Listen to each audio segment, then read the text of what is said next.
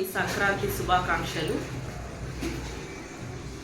ఈ సంక్రాంతి పండుగ కూడా మనము అందరము కులమత విభేదాలు లేకుండా భారతీయులు అందరూ ప్రతి ప్రాంతంలో దీన్ని ఒక్కొక్క రూపంలో ఒక్కొక్క పేరుతో ఈ పండుగను జరుపుకోవడం జరుగుతుంది.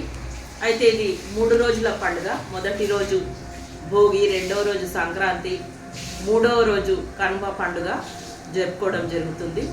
అయితే ఇది మహిళలు పురుషులు అనకుండా కుటుంబ సభ్యులందరూ, పిల్లలు పెద్దలు అందరూ కలిసి దీన్ని ఉత్సాహంగా 3 రోజులు ఈ పండుగను జరుపుకోవడము జరుగుతుంది.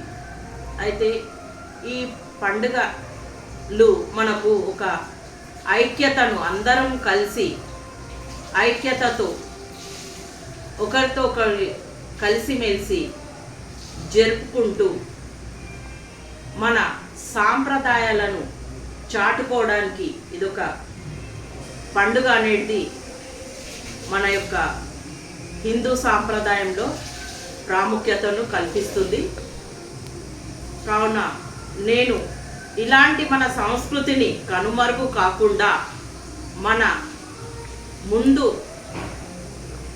జనరేషన్కి కూడా ఇవి అలవాటు చేసుకుంటూ ప్రతి పండగను మన సాంప్రదాయ పద్ధతిలో వాళ్ళు కూడా అలవాటు చేసుకుంటూ దీన్ని కనుమరుగు కాకుండా కాపాడాలని నేను మరొకసారి అందరితో విజ్ఞప్తి చేస్తూ మరొకసారి అందరికీ సంక్రాంతి శుభాకాంక్షలు.